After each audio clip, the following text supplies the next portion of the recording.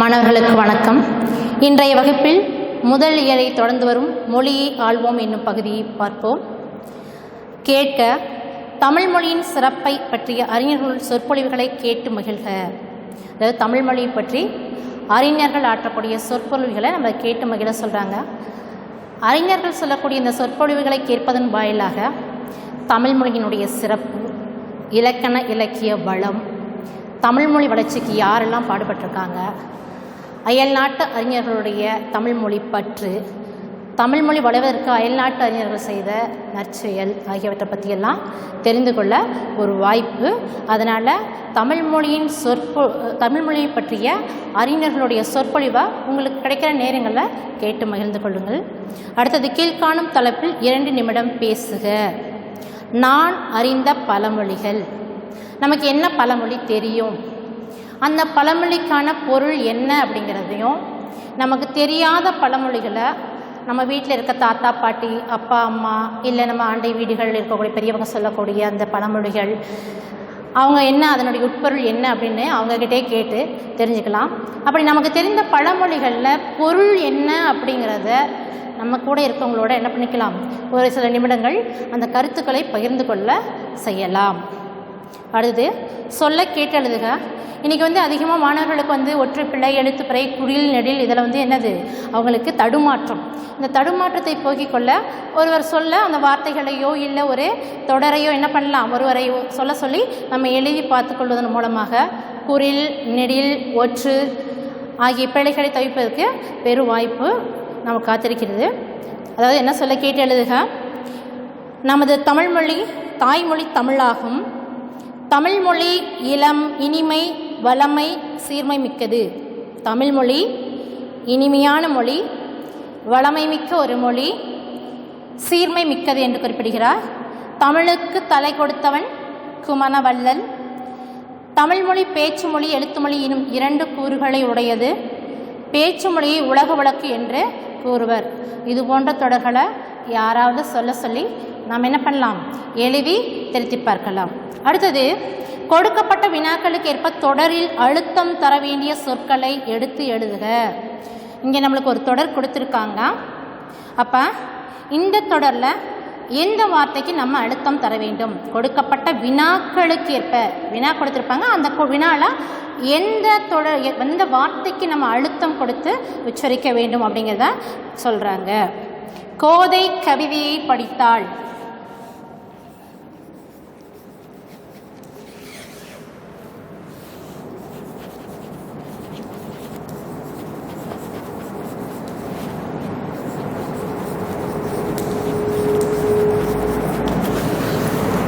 இதில் கோதை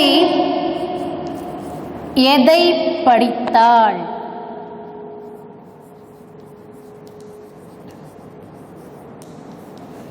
இந்த தொடரில் கோதை எதை படித்தாள். அப்போ இந்த கேள்வியில் எதை அப்படிங்கிறத நம்ம என்ன அழுத்தம் கொடுத்து உச்சரிக்கிறோம்.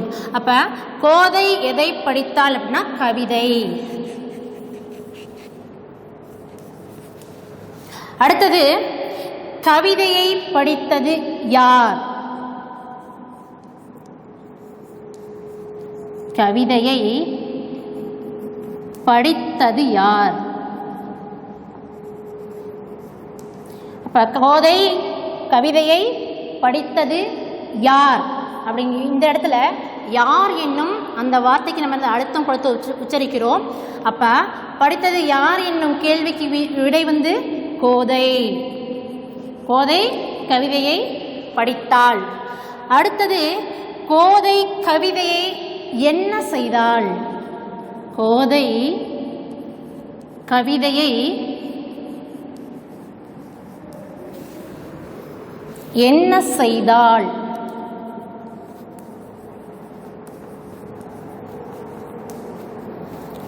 கோதை கவிதையை என்ன செய்தாள், கோதை கவிதையை படித்தாள்.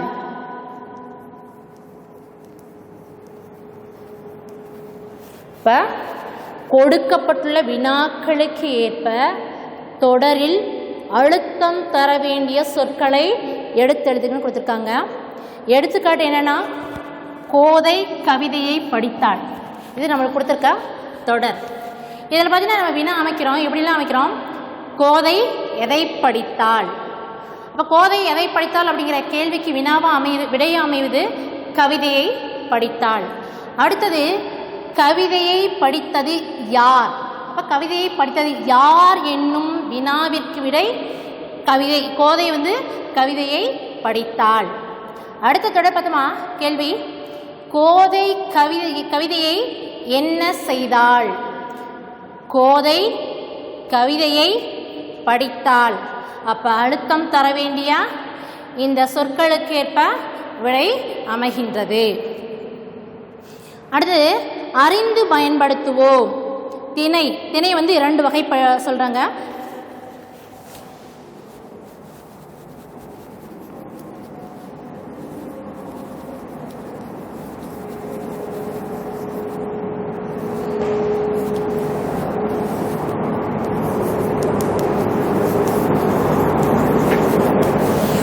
திணை உயர்திணை அக்ரிணை அப்படின்னு 2 வகை சொல்கிறாங்க. அப்போ இந்த உயர்திணைக்குள்ளே யாரெல்லாம் வருவாங்கன்னா மக்கள் மட்டும்தான் உயர்திணையில் இருப்பாங்க. மற்ற உயிருள்ள உயிரற்ற எல்லாமே அக்ரிணைக்குள்ளே போகும். அதுதான் திணை 2 வகைப்படும். அவை உயர்திணை அக்ரிணை. 6 அறிவுடைய மனிதர்களை உயர்திணை என்பர். 6 அறிவுடைய மனிதன் மட்டும்தான் என்னது உயர்திணைக்குள்ள அடங்குவாம். பறவைகள், விலங்கினங்கள், தாவரங்கள் மற்றும் உயிரற்ற பொருள்கள் அக்ரிணை என்பர். அப்போ மற்ற உயிரோடு இருக்கின்ற உயிரற்ற எல்லா பொருள்களுமே எல்லா விலங்கு பறவைகளுமே அக்ரிணைக்குள்ள அடங்குதுன்னு சொல்கிறாங்க. இப்போ கீழே பார்த்தீங்கன்னா படத்திற்கு பொருத்தமான திணையை எடுத்துடுதுன்னு சொல்கிறாங்க. 3 படங்கள் கொடுத்துருக்காங்க. முதல் படத்தில் ஒரு ஆண் ஒரு இசைக்கருவியை மீட்டிகிட்டு இருக்காரு. அடுத்தது ஒரு பசுமாடு என்ன பண்ணுது, புல் சாப்பிட்ற மாதிரி காட்சி. 3வது படம் ஒரு பெண் பூவினை தொடுப்பது போன்று அமர்ந்து பூவினை தொடுத்து கொண்டு இருக்கா. இப்போ இது என்ன திணை அப்படிங்கிறது நம்ம கேட்குறாங்க. முதல் படத்தில் ஒரு ஆண் ஒரு இசைக்கருவை மீட்டு கொண்டிருக்கிறார். அப்போ மக்கள் 6 அறிவுடைய மனிதன், ஆணாக இருந்தாலும் பெண்ணாக இருந்தாலும் அவன் எதுக்குள்ளே வராங்க, உயர்திணைக்குள்ளே வராங்க. அப்போ முதல் படம் உயர்திணை.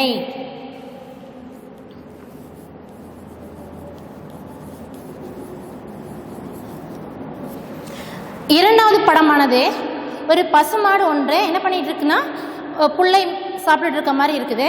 இரண்டாவது அக்ரிணை.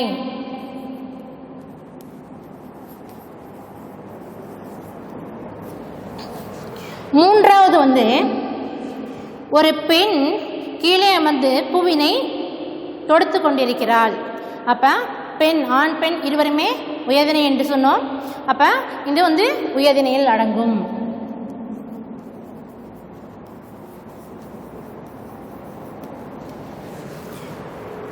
அடுத்தது கீழ்காணும் சொற்களை உயர்திணை அக்ரிணை என வகைப்படுத்துக. கீழே சில சொற்கள் பெயர்கள் கொடுத்துருக்காங்க. அது உயர்திணையா அக்ரிணை நம்ம என்ன பண்ணிக்கலாம், வகைப்படுத்த சொல்லியிருக்காங்க.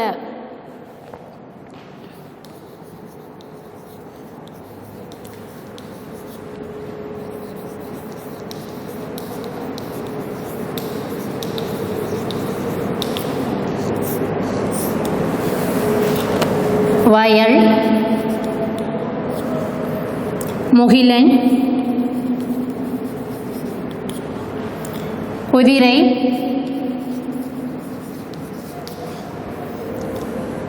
கயல்விழி,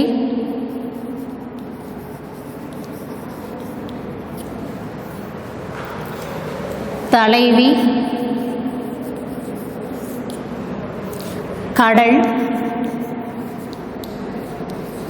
ஆசிரியா, புத்தகம், சுரதா, மரம். சொற்களை வகைப்படுது. கீழ்காணும் சொற்களா நம்ம உயர்திணையா அல்லது அக்ரிணை வகையை சார்ந்ததா அப்படின்னு நம்ம வகைப்படுத்த சொல்லியிருக்காங்க. வயல், முகிலன், குதிரை, கயல்விழி, தலைவி, கடல், ஆசிரியா, புத்தகம், சுரதா, மரம். இப்போ உயர்திணை அக்ரிணை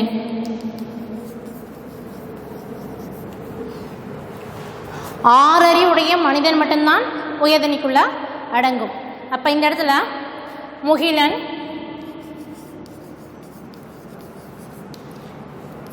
கயல்விழி,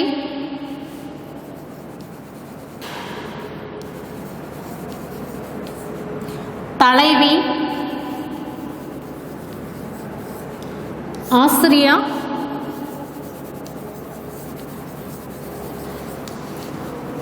சுரதா இவை அனைத்தும் உயர்திணையில் அடங்கும். அஃறிணை வயல், குதிரை, கடல், புத்தகம், மரம் இவை அனைத்தும் அஃறிணைக்குள் அடங்கும். அடுத்தது கொடுக்கப்பட்டுள்ள குறிப்புகளை கொண்டு கட்டுரை எழுதுக. நம்ம கீழே குறிப்பு கொடுத்துருக்காங்க, அதை கொண்டு நம்ம கட்டுரை என்ன பண்ணோம் வைக்கணும். அதை உங்களுக்கு நாங்கள் அனுப்பி வைக்கிறோம். அடுத்தது மொழியோடு விளையாடு, தொகை சொற்களை விரித்து எழுதுக.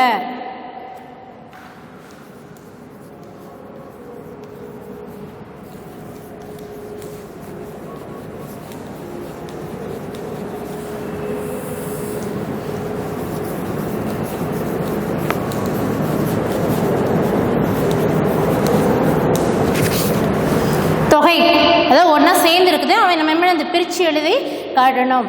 எடுத்துக்காட்டாக இருதினை கொடுத்துருக்காங்க. இருதினை உயர்திணை, அஃறிணை நம்ம ஏற்கனவே முன்னாடி பார்த்தோம் திணையில். அடுத்தது முக்கணி.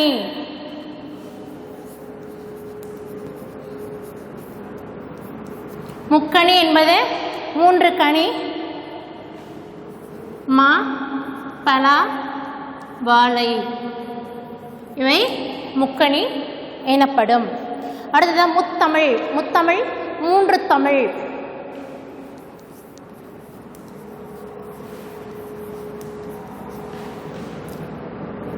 இயல், இசை,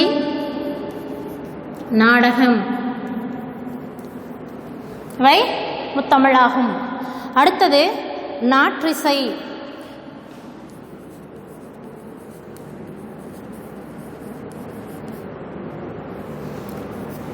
நாட்டிசை என்பது 4 திசைகளை குறிப்பிடுகிறது. கிழக்கு, மேற்கு, வடக்கு, தெற்கு. அடுத்தது ஐவகை நிலம். ஐவகை நிலம் என்பது 5 வகையான நிலங்களை குறிப்பிடுவது.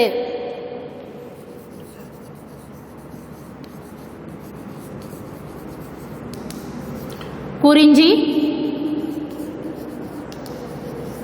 முல்லை, மருதம், நெய்தல், பாலை. அடுத்தது அறுசுவை. 6 வகையான சுவைகளை எடுத்து சொல்வது அறுசுவை.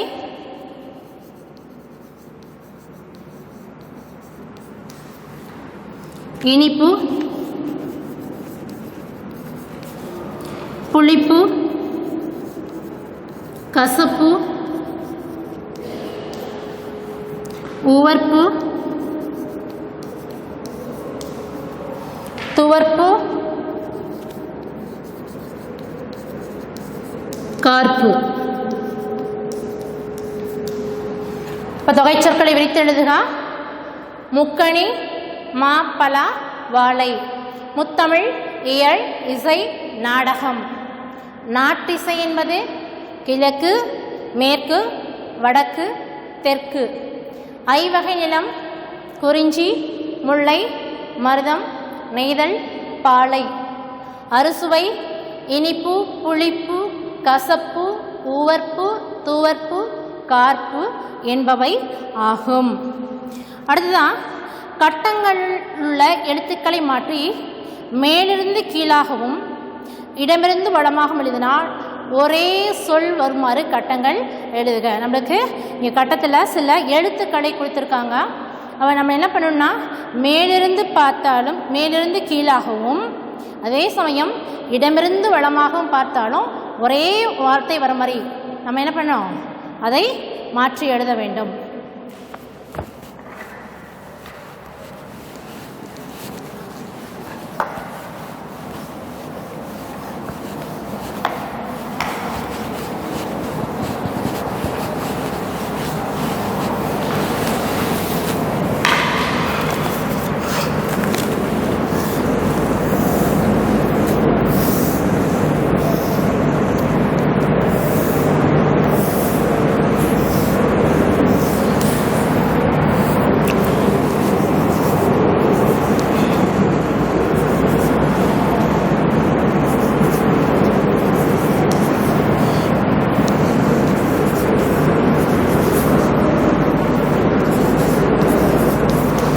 இப்போ நம்ம என்ன பண்ணணும் அப்படின்னா மேலிருந்து கீழாகவும் இடமிருந்து வலமாகவும் ஒரே வார்த்தை வருகின்ற போது இதை நம்ம மாற்றி அமைக்க வேண்டும்.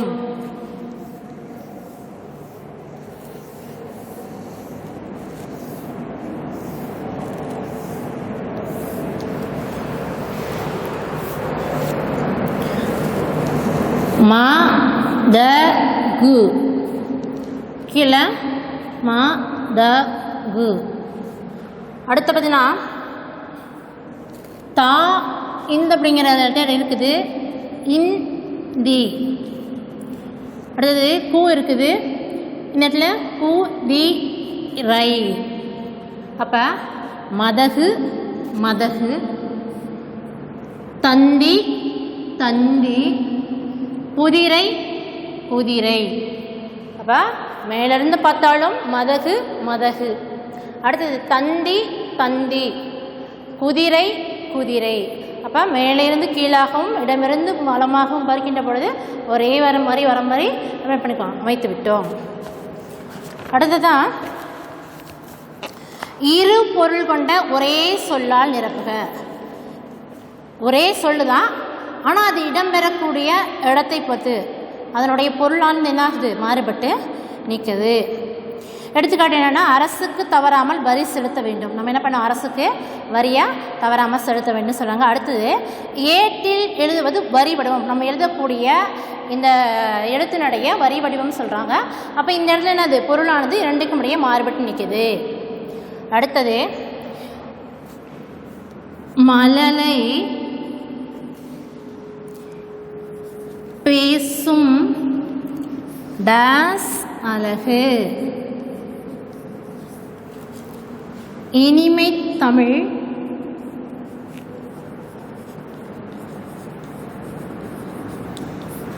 டாஸ் எமது. அப்போ மழலை பேசும் மொழி, மழலை பேசக்கூடிய மொழியானது அழகு. அடுத்தது இனிமை தமிழ் மொழி, எமது இனிமையான தமிழ் மொழி எமனுடைய மொழி என்று குறிப்பிடுகிறது. அடுத்தது அன்னை தந்தையின் அன்னை தந்தையின் கைப்பிடித்து,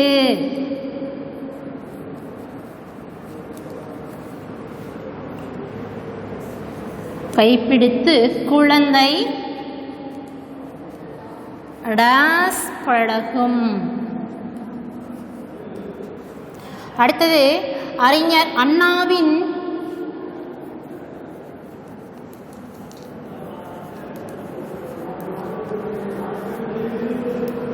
அறிஞர் அண்ணாவின் சிறப்பு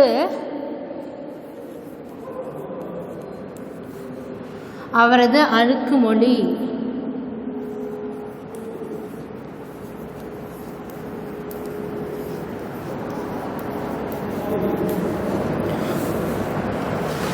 அடுக்குமொழி டேஸ் ஆகும்.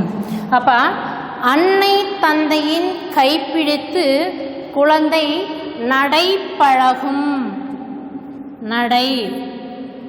அடுத்தது அறிஞர் அண்ணாவின் சிறப்பு அவரது அடுக்குமொழி நடை, அடுக்குமொழியில் பேசக்கூடிய அந்த பேச்சு. அடுத்தது நீ அறிந்ததை பிறருக்கு டேஸ்.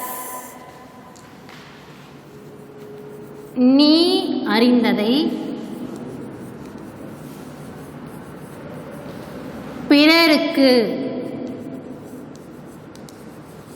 டேஸ். அடுத்து எழுத்துக்கள் தொடர்ந்து நின்று பொருள் தருவது டேஸ். எழுத்துகள் தொடர்ந்து நின்று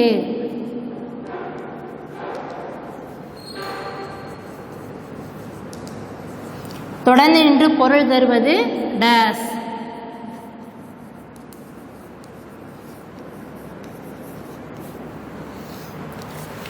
நீ அறிந்ததை பிறருக்கு சொல். உனக்கு என்ன தெரியுமோ அதை மற்றவங்களுக்கு சொல் அப்படின்ற பொருள். அடுத்தது எழுத்துகள் தொடர்ந்து நின்று பொருள் தருவது சொல்.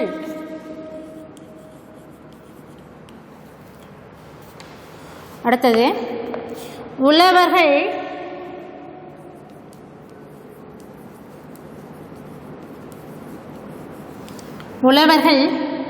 நாற்று டேஸ் வயலுக்கு செல்வர்.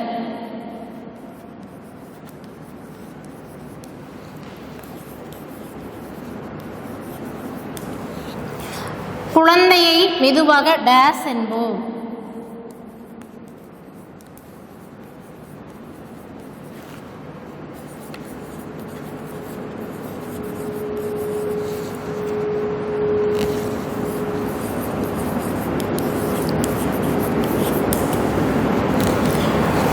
உழவர்கள் நாற்று நடுவதற்காக வயலுக்கு செல்வர். அதை உழவர்கள் நாற்று நட வயலுக்கு செல்வர் என்போம். அடுத்தது குழந்தையை மெதுவாக நட. குழந்தை நடைபயில்கின்ற பொழுது குழந்தை என்ன சொல்லணும், நம்ம மெதுவாக நட அப்படின்னு சொல்றதுனால குழந்தையை மெதுவாக நட என்போம்.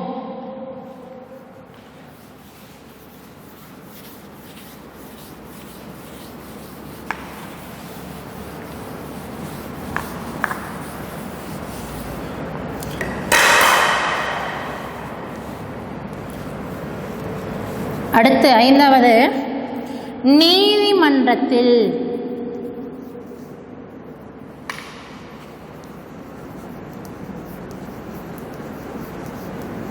நீதிமன்றத்தில் தொடுப்பது டேஸ். அடுத்தது நீச்சத்தண்ணி குடி என்பது பேச்சு டேஸ். நீச்சத்தண்ணி.